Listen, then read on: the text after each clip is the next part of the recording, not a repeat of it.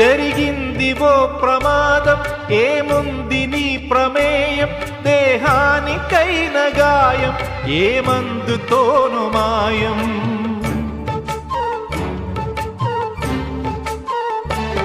విలువైన నిండు ప్రాణం మిగిలుండటం ప్రధానం అది నిలిచినంత కాలం సాగాలి నీ ప్రయాణం స్త్రీల తనువులోనే శీలమున్నదంటే పురుష స్పర్శతోనే తొలగిపోవునంటే ఇల్లాళ దేహాలలో శీలమే ఉండదనా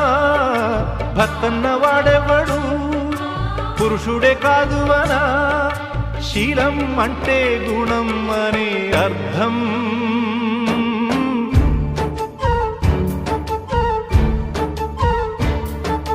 నువ్వేమి చేశావు నేరం